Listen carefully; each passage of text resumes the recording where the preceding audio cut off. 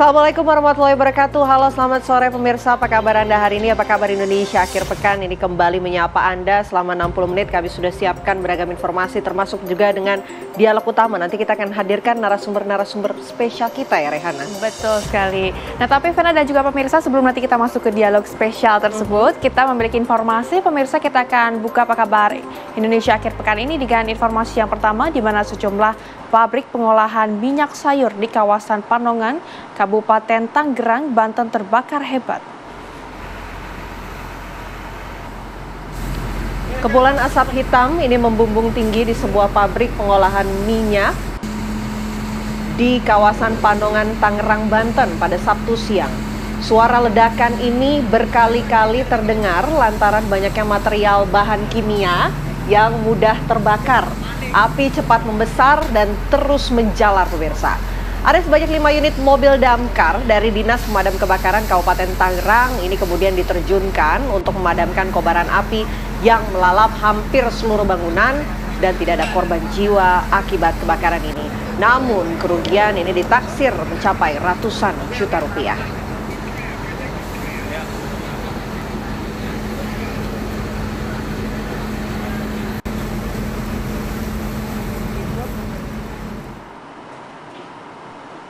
Ya, kami hadirkan informasi lainnya untuk Anda pemirsa. Ini rekapitulasi surat suara calon bupati dan wakil bupati Kabupaten Intan Jaya, Provinsi Papua Tengah berakhir ricuh.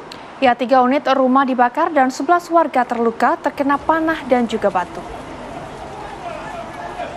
Ya, pemirsa, aksi saling serang terjadi setelah salah satu pasangan calon bupati dan wakil bupati melihat ada ketidakadilan dalam proses pilkada yang diduga melibatkan kepala dinas. Akibatnya massa pendukung calon bupati dan wakil bupati menyerang kediaman kepala dinas. Tak terima dengan penyerangan itu, keluarga kepala dinas kembali menyerang massa pendukung calon bupati dan wakil bupati.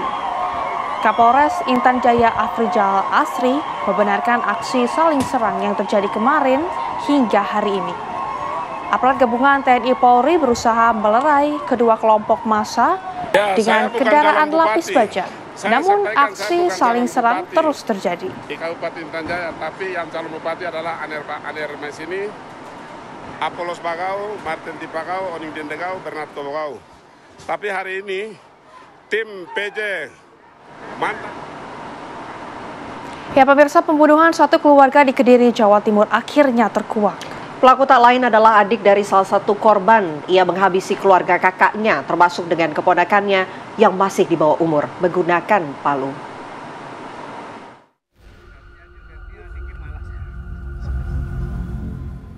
Yusak Cahyo Utomo ditangkap polisi kurang dari 24 jam dari penemuan jenazah satu keluarga di Desa Pandantoyo, Ngancar, Kediri. Yusak adalah adik Kristina, ibu dari 2 anak yang juga jadi korban kebiadaban Yusak. Yusak dengan sadis menghabisi kakaknya itu. Berikut kakak iparnya yaitu suami Kristina, Agus Komarudin, serta 2 keponakannya yang masih kecil, Christian 9 tahun dan SPY 8 tahun. Dari upaya pembunuhan itu, hanya SPY satu-satunya yang berhasil ditemukan hidup dan diselamatkan karena kondisinya kritis akibat pukulan palu sang paman kejam. Menurut polisi, pria pengangguran tersebut meminjam uang pada sang kakak, Kristina. Namun, Kristina tak mau meminjami uang pada adiknya yang juga residivis kasus jambret. Yusak pun mengamuk. Ia memukulkan palu yang sudah dipersiapkannya pada Kristina dan membuat korban berteriak. Teriakan Kristina membangunkan sang suami, Agus Komarudin, yang kemudian menjadi korban kedua pembunuhan Yusak. Yusak lalu menghampiri keponakannya satu persatu dalam kamar tidur dan melakukan kekejaman yang sama. Yusak juga kesal pada Kristina karena dianggap mengusir orang tuanya yang hendak menikah lagi. Motifnya yang bersangkutan adalah sakit hati, tersangka meminjam uang kepada korban tidak dibantu, tersangka meminta uang juga tidak dibantu, dan ada satu lagi motif tersangka merasa sakit hati karena korban diduga mengusir orang tuanya karena orang tuanya mau. Barang-barang berharga berupa mobil dan ponsel yang dirampas Yusak dari para korban hendak dijual Yusak. Usai pembunuhan, Yusak pulang ke rumahnya di Lamongan, Jawa Timur, dan di sanalah ia ditangkap. Ulah keji residivis jambret ini mengirimnya ke tuntutan hukuman mati karena ia dijerat dengan pasal pembunuhan berencana. Dari Kediri, Jawa Timur, Muhammad Imron, TV One mengabarkan.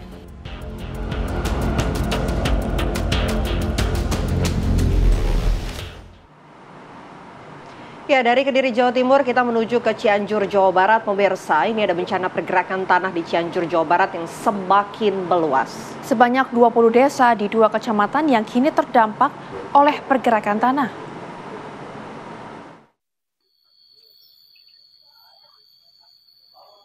Pergerakan tanah di Cianjur, Jawa Barat semakin meluas ke 20 desa di 2 kecamatan, yakni Kecamatan Kadupandang dan Kecamatan Cijati. Dari data 2 kecamatan, ada 14 desa terdiri dari 564 kepala keluarga di Kecamatan Kadupandang dan 6 desa yang terdiri dari 129 kepala keluarga di Kecamatan Cijati yang kini terdampak pergerakan tanah. Pemkab Cianjur bersama TNI dan Polri terus melakukan penyisiran, memberikan bantuan serta mendirikan posko pengungsian di wilayah yang terdampak pergerakan tanah. Setelah terjadinya hujan selama 2 hari 2 malam, jadi ada di perkembangan lagi ke 12 desa yang sebelumnya tidak terdampak, sekarang banyak terdampak. Di 12 desa itu juga mereka melakukan pengungsian di rumah saudara atau kerabat yang tidak terdampak. Sementara itu, untuk jalan amblas kini mulai bisa dilalui warga dengan buka tutup jalan dan perbaikan jalan dari PUPR Provinsi Jabar terus dikerjakan. Dari Cianjur, Jawa Barat, Heron Shah, TV One mengabarkan.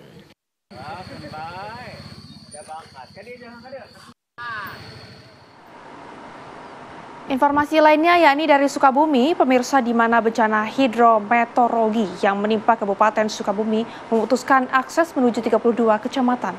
Ya, ada 8 titik yang tidak bisa dilalui, di mana petugas Basarnas ini tengah berupaya untuk melakukan upaya agar dorongan logistik dan juga kebutuhan masyarakat bisa terpenuhi. Akses jalan nasional dan provinsi yang berada di ruas jalan menuju beberapa kecamatan di Kabupaten Sukabumi ini tidak bisa dilalui, pemirsa, oleh kendaraan roda 4 dan juga roda 2. Secara akumulasi, ada 8 titik terputusnya jalan diakibatkan oleh longsoran tanah. Pergerakan tanah hingga jembatan yang putus, diantaranya akses menuju ibu kota di Kabupaten Sukabumi ini juga sempat terputus akibat longsor yang menimpa semua badan jalan. Selain itu juga jalan longsor ini terjadi di Kampung Galumpit, Kecamatan Jampang, Kulon, mengalami longsor sehingga jalan menuju Surade terputus total. Terparah ada di wilayah Ciletuh, pemirsa, di mana akses menuju Kecamatan Cimas dan Kecamatan Waluran ini juga terputus akibat jembatan ambruk di wilayah Loji, Kabupaten Sukabumi. Badan SAR Nasional ini tengah berupaya untuk bisa menembus ke jalan yang terputus untuk bisa mengevakuasi warga yang terisolir dan memberikan bantuan kebutuhan makanan.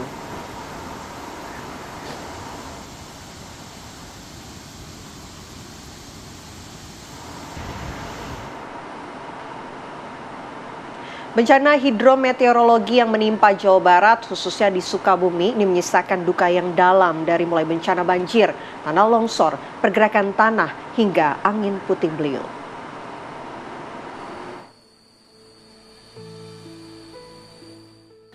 Jajang, salah satu korban warga Kampung Parungsea, Desa Curug Luhur, Kecamatan Sagaranten. Ia hanya bisa meratapi kesedihan pasca kampung halamannya diterjang air yang begitu dahsyat dari Sungai Cikaso. Rumah Jajang hanya 10 meter dari Sungai Cikaso yang berubah tidak bersahabat ketika hujan selama hampir 48 jam melanda kawasan ini. Tidak hanya rumah yang luluh lantak, sebanyak 28 ekor kambing dan 3 ekor sapi milik Jajang hilang di telan Sungai Cikaso beserta seisi rumahnya. Jajang beserta 4 orang keluarganya harus menyelamatkan diri dan membawa ibunya yang sedang sakit lumpuh ketika air dengan cepat masuk ke dalam rumahnya. Barang-barang berupa dokumen seperti kartu keluarga, ijazah, KTP, serta surat berharga lainnya harus rela dibawa banjir Sungai Cikaso.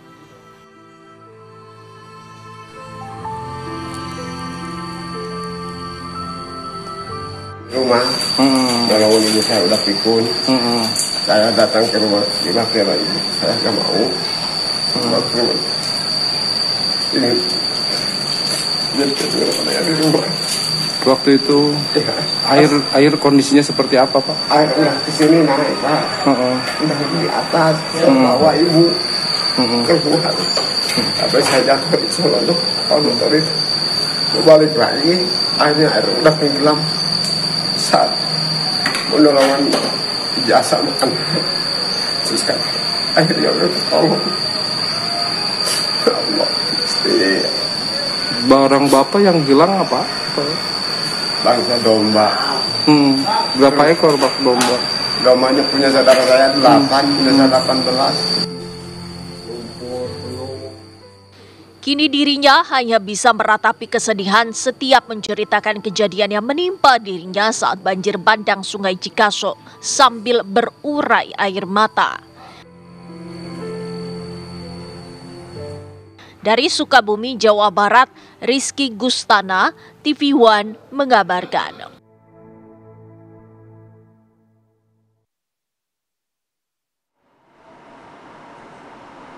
Ya pemirsa, Gus Miftah akhirnya memutuskan untuk mengundurkan diri dari jabatannya sebagai utusan khusus Presiden bidang kerukunan beragama dan pembinaan sarana keagamaan pada hari Jumat siang 6 Desember 2024 kemarin. Presiden Republik Indonesia Prabowo Subianto pun menghormati sikap kesatria yang diambil oleh Gus Miftah. Estehmu sih oke ra? Masih, yo kono didol. Estehmu sih oke ra? Masih, yo kono didol.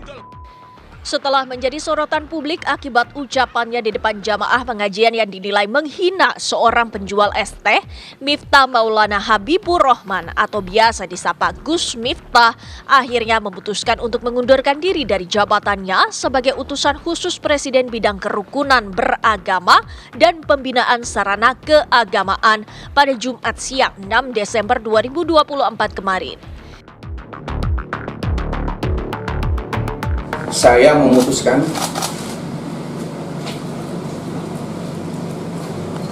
untuk mengundurkan diri dari tugas saya sebagai utusan khusus Presiden bidang kerukunan beragama dan pembinaan sarana keagamaan. Keputusan ini saya ambil bukan karena ditekan oleh siapapun, bukan karena permintaan siapapun, tetapi keputusan ini saya ambil karena rasa cinta, hormat dan tanggung jawab saya yang mendalam kepada Bapak Presiden Prabowo Subianto serta seluruh masyarakat.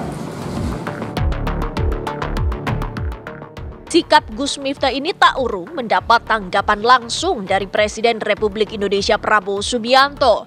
Prabowo menghormati sikap kesatria yang diambil oleh salah satu pembantunya di bidang kerukunan beragama ini. Itu adalah tindakan bertanggung jawab, tindakan kesatria, ya. Beliau sadar, beliau salah ucap, beliau bertanggung jawab dan beliau mengundurkan diri. Saya kira kita hargai sikap kesatria itu. Saya kenal beliau, ya mungkin karena beliau memang bergaul dan sering berceramah di kalangan bawah, mungkin bahasa beliau niatnya bukan niat jahat, bukan niat menghina, tapi terlepas mungkin ya salah ucap. Beliau sadar, beliau salah, beliau bertanggung jawab, beliau mengundurkan diri.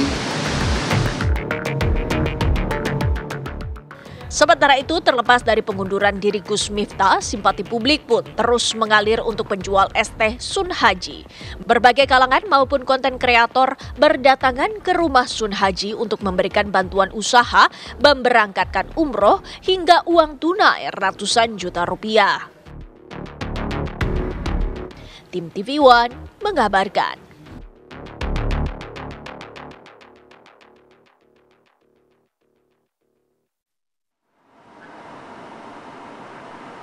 Kami jeda terlebih dahulu, usai jeda kita akan menghadirkan dialog spesial yang sudah kita sampaikan tadi di awal segmen, film karya anak bangsa Woman from Rote Island ini yang masuk nominasi dari Oscar 2025. Sesaat lagi pemirsa. Film Woman from Rote Island menuju Oscar 2025. Kami hadirkan langsung dua pemain dan juga produser ya di studio TV One. Kita akan sapa terlebih dahulu satu persatu. Saya mau sapa Ibu Orpa. Selamat sore Ibu Orpa, Mbak Merlinda. Sehat? Sehat, Linda aja deh Kak. Linda ya, Mbak Linda ya. Oke, di sebelah Mbak Linda ada produsernya. Ini ada Mbak Rizka. Selamat sore Mbak Rizka. Sore sehat Mbak. Sehat. Oke, dan di sebelah kanan ini adalah si Marta nih. Iya nih, aduh. Ada Mbak Irma. Selamat sore. Sore. Sehat Mbak Irma. Alhamdulillah sehat nih, pakai baju tenun senada. Masa kita juga pakai tenun ya? Iya.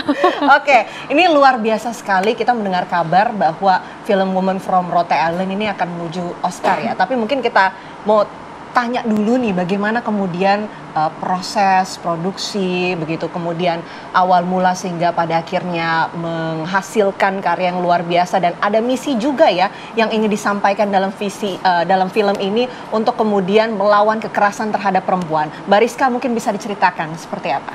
Oke. Jadi betul, sebetulnya film ini tuh berangkat dari kegelisahan tentang kasus kekerasan seksual yang tidak pernah selesai sebetulnya, dan ingin mengedukasi bahwa kita semua harus tahu bagaimana perubahan perilaku terhadap orang terdekat kita, sehingga langkah yang kita lakukan awal itu sangat menentukan dia sembuh atau semakin parah. Dan proses menuju Oscar menurut saya itu cukup panjang, karena memang beberapa materi dari Oscar itu yang tidak biasa seperti film-film festival internasional lainnya, yang memang setelah kita lulus dari seleksi panitia Oscar Indonesia, kemudian kita serah terima kepada produser untuk produser sendiri mensubmit langsung tektokan dengan Oscar. Dan proses submit berjalan dengan cukup rumit, tapi akhirnya selesai juga. Kemudian kita menunggu pihak Oscar meng-QC apakah kita lolos seleksi resminya Oscar, dan ternyata kita lolos. Wah, luar biasa membanggakan ya. Sekali loh Indonesia. Nah, ini mungkin kita akan tanya dulu ke Mbak Linda nih. Mbak Linda kan seperti yang kita ketahui ini semua pemainnya dari Rote langsung. Gimana nih? Mungkin bisa diceritakan bagaimana tanggapannya dan juga tantangannya seperti apa? Oke, kebetulan kita semua pemain bukan cuma Rote, tapi kita dari NTT, dari Kupang, kebanyakan dari Kupang. Dari Rote itu beberapa. Dan tentunya kita amat sangat bangga karena maksudnya selama ini mungkin belum ada PH-PH yang syuting misalnya di daerah tapi memakai anak-anak lokal. Dan ini kali pertama PH yang buat film di daerah dengan memakai semua full anak-anak lokal. Jadi satu kebanggaan bagi kami, ternyata kami anak-anak NTT pun bisa untuk bersaing dengan artis-artis besar. Dan ternyata kami pun punya bakat di industri ini. Dan kalau tantangan tentunya banyak tantangan, karena apalagi kita semua kalau dibilang 99% ya, 99% itu semuanya baru dengan latar belakang pekerjaan yang berbeda-beda. Seperti saya sendiri, saya seorang ASN dan Irma mahasiswa. Jadi latar belakang beda begitu kemudian bisa bersatu menghasilkan karya yang luar biasa ya di film ini ya. Iya. Luar biasa. Saya mau dengar suaranya Marta kalau begitu. Marta, Mbak Irma, mungkin bisa menceritakan pengalamannya menjadi Marta begitu, dan mungkin ada nggak sih perasaan yang dirasakan pada saat memerankan sosok Marta ini? Ada isu-isu kekerasan yang kemudian diperjuangkan begitu, seperti apa? Terima kasih. Pastinya tantangan juga bagi saya karena saya juga memerankan karakter yang menurut saya cukup berat. Dan ini pertama kali kita tidak ada basic sama sekali dalam dunia seni atau peran apapun itu. Tapi syukurnya dengan dibantu acting coach, Bapak sutradara kita juga sangat membantu kita dalam mendalami peran. Teman-teman, bahkan sampai sekarang saya manggilnya Mama. Masih Mama ya? Masih Mama. Terbawa ya? Iya, terbawa sampai sekarang. Dibilang tantangan itu berat sih Kak, karena harus merasakan jadi korban kekerasan seksual itu, wow. Jadi aku harus bilang wow karena itu sangat berat menurut aku. Dan saya harus memerankan peran yang keras ini, saya harus berani berteriak agar film ini jadi suara kecil bagi mengisyaratkanlah pada dunia bahwa korban-korban ini butuh pertolongan, butuh keadilan, seperti itu. Luar biasa ya. Nah ini mungkin kita akan ke Mbak Rizka nih. Mbak Rizka, ini kami penasaran karena ada informasi kalau kemarin itu sempat bertemu dengan Presiden Prabowo Subianto. Betul. Tanggapannya seperti apa dari Pak Presiden, Mbak Rizka?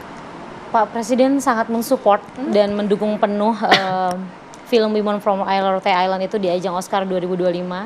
Dan beliau sempat kaget juga karena memang ini menjadi sejarah kembali film di ajang Oscar yang mengikuti rules campaign Oscar. Karena memang jadi setelah kita submit itu tuh tidak lantas selesai. Ternyata Oscar tuh beda dan kita memang tidak bisa sendiri dan harus benar-benar melibatkan negara karena memang kita mewakili negara. Jadi dari tahun pertama itu tahun 67 kalau nggak salah ya, pada Naga Bonar. Jadi Bapak Panitia Seleksi Oscar Indonesia juga bilang bahwa ini menjadi sejarah Mbak, bahwa pertama kalinya mengikuti kampanye Oscar. Luar biasa ya. Oke. Ada target sendiri nggak sih untuk Oscar ini? Kalau target sebetulnya hanya ingin menjalankan rules-nya dengan baik gitu. Dan kita memang mepet banget, ini H-2 menjelang vote. Jadi targetnya itu hanya ingin melakukan kampanyenya di internasional. Oke, lalu pengumumannya sendiri untuk Oscar sekarang ini seperti apa? Kita itu sudah terpilih 85 besar dari 85 negara. 85 negara ya? Wah ini luar biasa sekali. Mungkin kita akan tanya lagi nih kepada Mbak Linda. Nih, ini kan sosok seorang ibu begitu ya. Apa sih sebetulnya yang dirasakan kemudian nilainya sendiri yang ingin disampaikan baik itu kepada penonton yang ada di Indonesia atau secara internasional ini seperti apa? Oke, kalau dilihat dari sisi perempuan ya, ibu ya,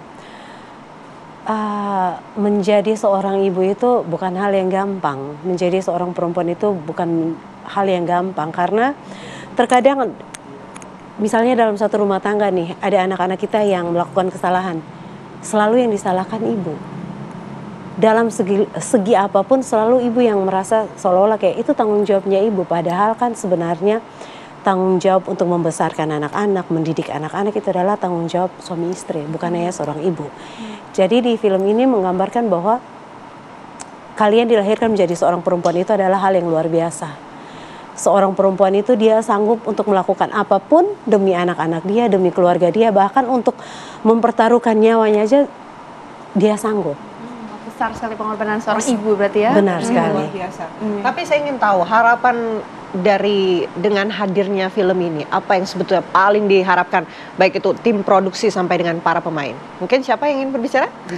Oke, mungkin harapannya adalah sebetulnya khususnya untuk 170 kru kita. Terima kasih banyak semuanya, congratulations. Harapannya adalah secara pesan kalau saya ingin kekerasan seksual, korban kekerasan seksual adalah tanggung jawab kita bersama.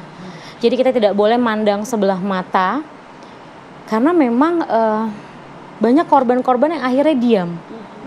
Karena memang ketika dia melapor, terus mereka tidak ada bukti, ketika mereka melapor, masih anak kecil gitu. Dan saya rasa perlu dirangkul semua korban-korban kekerasan seksual, dan bahwa dia itu berhak bahagia, jadi bangkit.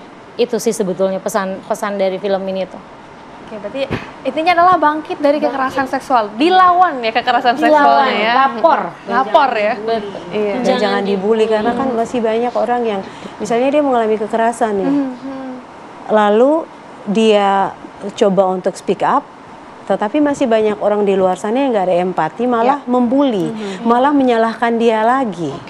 Dan korban kekerasan seksual ini bukan hanya terjadi di perempuan aja, ada laki-laki, ada anak kecil, orang besar, nggak mandang usia, nggak mandang jenis kelamin. Gitu. Pesan dan misi yang luar biasa sekali, mudah-mudahan bisa sampai kepada seluruh masyarakat tentunya untuk bisa sama-sama merangkul ya para korban dari kekerasan di luar sana.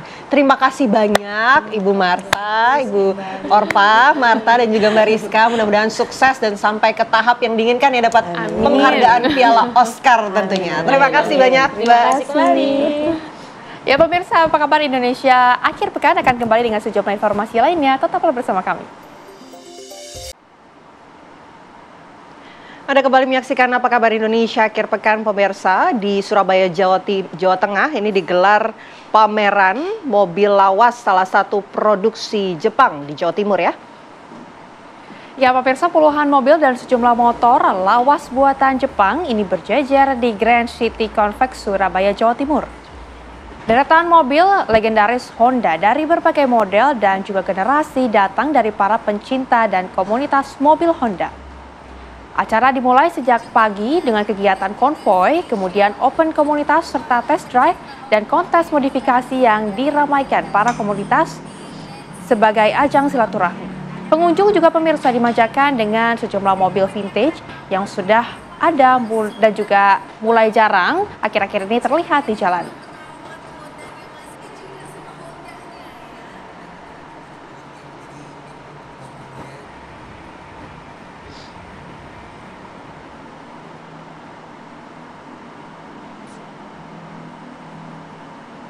Ya pemirsa, lalu bagaimana kemeriahan mobil lawas salah satu buatan Jepang ini? Sudah ada Goldi Gumilang yang akan mengabarkan langsung dari sana. Goldi, selamat sore.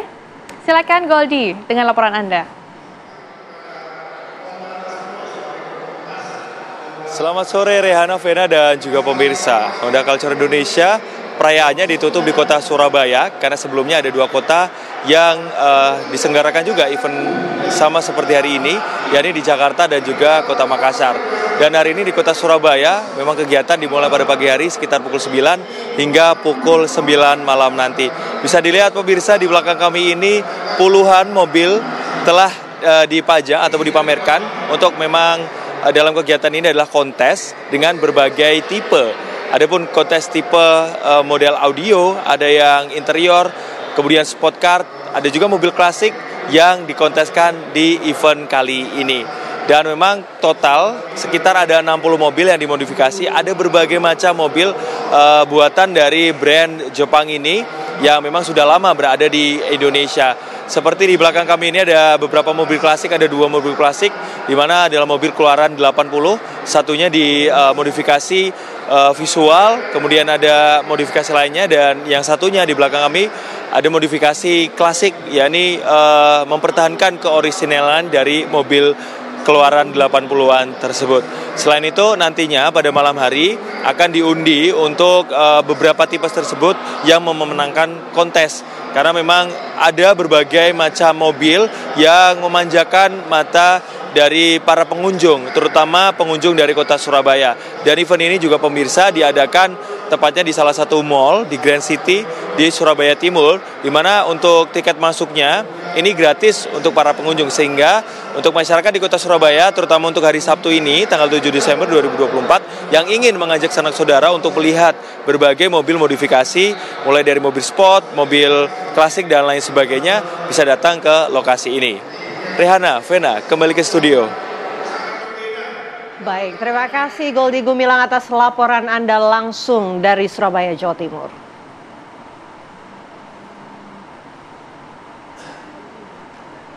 Ya, kami hadirkan informasi lainnya untuk Anda, pemirsa. Ini permudah kelancaran dalam transportasi penerbangan. Pihak Injourney Airport ini memberikan layanan tambahan berupa potongan harga tarif sebesar 50%. Ya pemirsa, yang termasuk ke dalam komponen tiket, yakni PJP2U yang dipotong langsung dengan pajak bandara.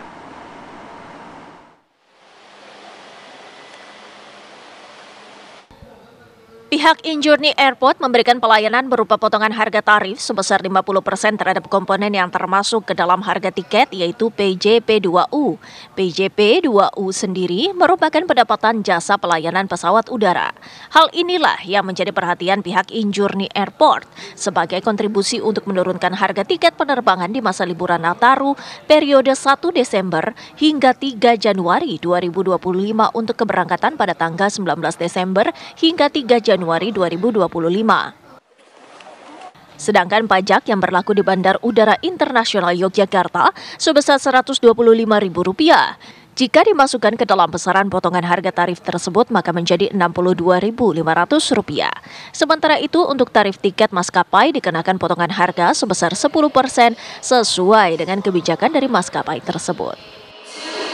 Sebuah bagian untuk memberikan kontribusi dalam penurunan harga tiket, karena di dalam tiket tersebut itu ada komponen PJP2U. PJP2U sendiri itu adalah pendapatan jasa pelayanan pesawat udara. Nah, porsi itulah yang sebenarnya menjadi bagian kontribusi kami, sehingga besaran PJP2U itu kita berikan diskon 50%. Dengan penurunan harga tarif tiket ini, calon penumpang pastinya akan terbantu dan mempermudah kelancaran dalam berpergian di tengah kondisi Natal dan Tahun Baru. Dari Kulon Progo, Yogyakarta, Ari Wibowo, TV One, mengabarkan.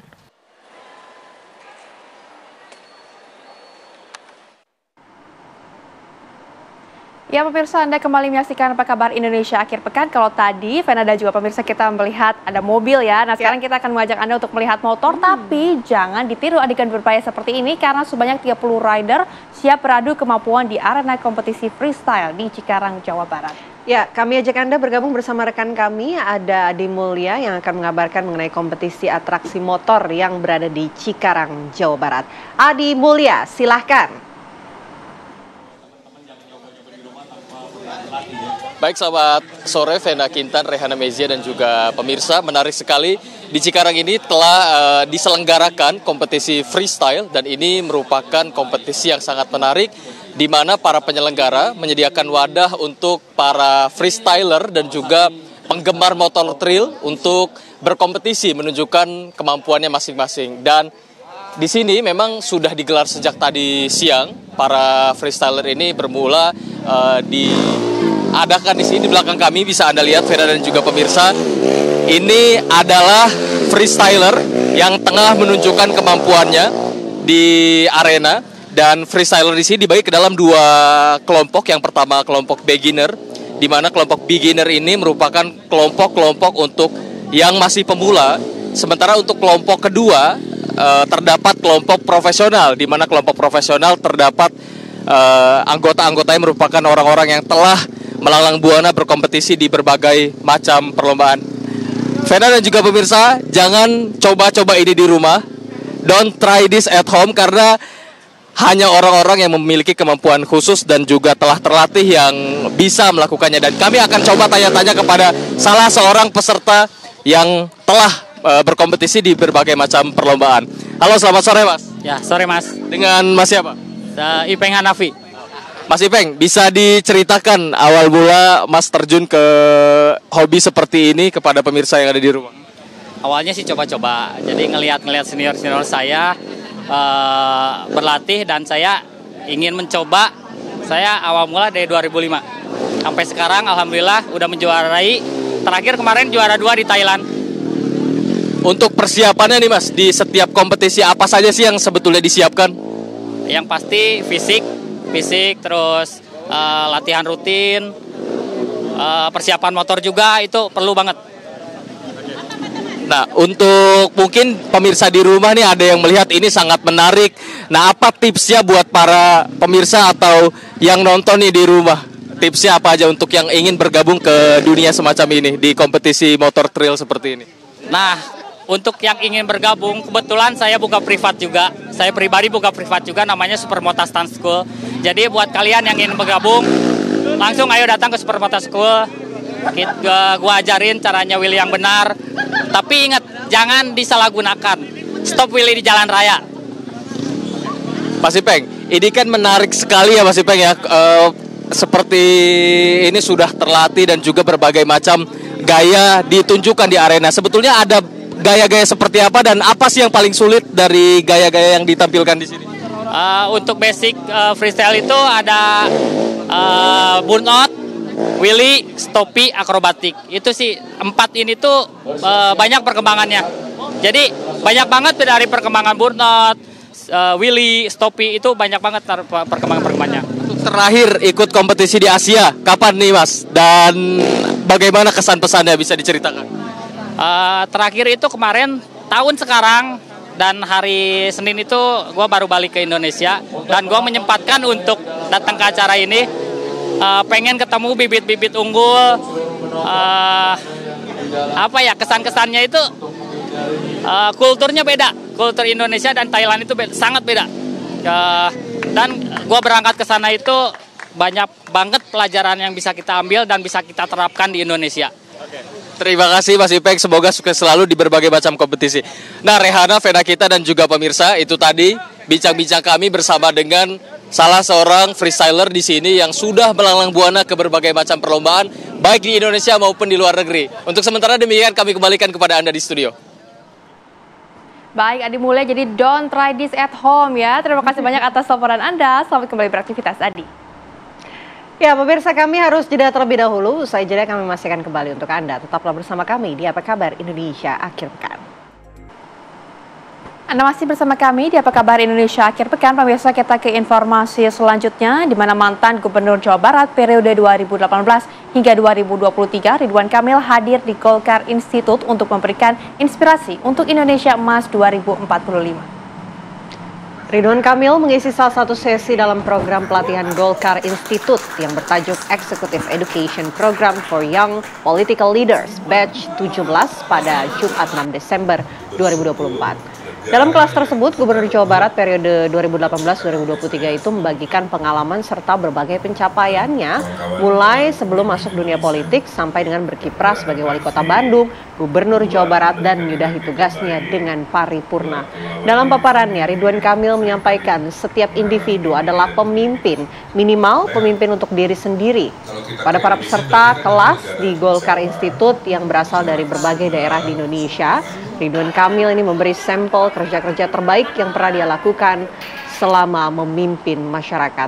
Salah satunya adalah keberhasilan pemerintah daerah Jawa Barat yang menihilkan desa miskin dalam satu periode kepemimpinannya. Saya dengan beliau ini kakak kelas saya di arsitektur ITB.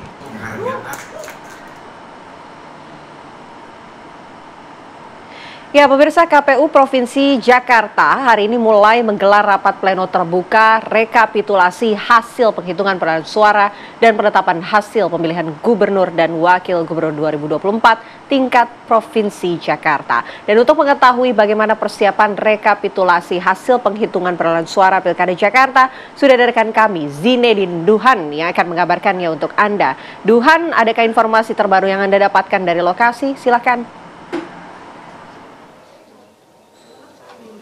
Ya, Vena, Ray, dan juga pemirsa, nanti tepatnya sesaat lagi, ini kurang dari 10 menit, ini rapat pleno terbuka rekapitulasi hasil pemilu Jakarta 2024 di tingkat provinsi akan dimulai dan digelar oleh Komisi Pemilihan Umum Provinsi Jakarta, yang mana ini digelar di Hotel Sanpan Pacific.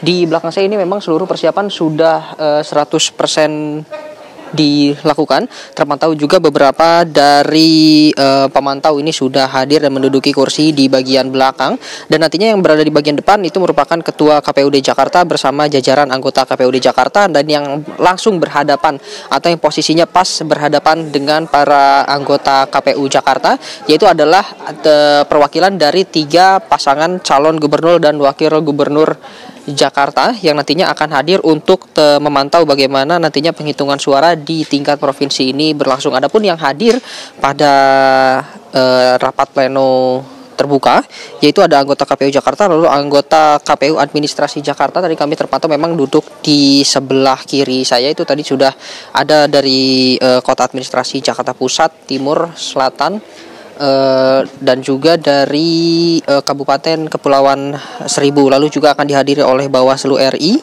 dan juga nantinya akan ada di sesi pembuka khususnya pada hari ini akan dihadiri juga oleh stakeholder yang nantinya akan berisi beberapa yang masih terlibat dalam proses pemilu Pilkada Jakarta 2024 termasuk juga Kapolda dan juga beberapa tamu undangan lainnya yang diundang pada proses pembukaan untuk hari ini. Nah, untuk jika kami melihat rundown-nya sendiri, memang Vena, Ray, dan juga pemirsa untuk hari ini akan dilakukan rekapitulasi untuk 2 wilayah administrasi, yaitu yang pertama adalah untuk Kabupaten Kepulauan Seribu, lalu dilanjut dengan suara dari Kota Jakarta Timur. Nah, untuk 4 kota lainnya nantinya ini akan digelar di 2 hari ke depan karena juga memang rapat pleno terbuka untuk rekapitulasi berjenjang tingkat provinsi ini nantinya akan digelar selama 3 hari mulai pada tanggal 7 Desember ini hingga tanggal 9 Desember 2024. Nah, untuk hasilnya sendiri memang nanti untuk hasil rekapitulasi akan diumumkan pada tanggal 9, namun untuk pemenang pemilu nantinya akan dinyatakan paling lambat H+3 dikarenakan juga memang diberikan waktu 3 kali 24 jam jika nantinya ada sengketa dari hasil rekapitulasi yang digelar pada 3 hari ini. Untuk sementara itu saya kembalikan ke studio. Baik, Zinedine Duan langsung melaporkan dari sana. Terima kasih Duan atas laporan Anda. Selamat kembali beraktivitas. Dan pemirsa, kita akan ke informasi lainnya di mana memasuki pekan pertama di bulan Desember, suasana semarak Natal di sudut kota Surabaya mulai nampak. Ya, di Pasar Atom Mall Surabaya, ini pembeli menyerbu hiasan lampu akrilik Santa Claus dengan ornamen butiran salju yang mulai dijual kisaran harga 300 sampai dengan 1,5 juta rupiah.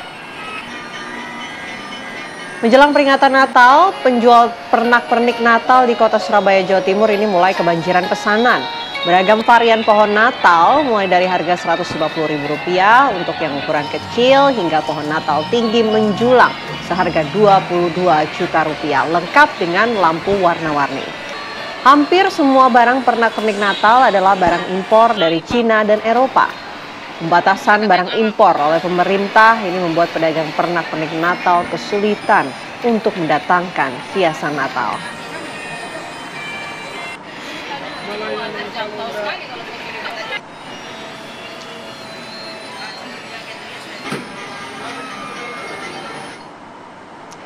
Ya, informasi pernak-pernik Natal dari Surabaya, Jawa Timur tadi pemirsa sekaligus menutup perjumpaan kita di Apa Kabar Indonesia akhir pekan. Saya Vena Kintan. Dan juga saya Rehana Mezia mewakili segenap kru yang bertugas izin pamit undur diri. Terima kasih dan sampai jumpa. Happy weekend.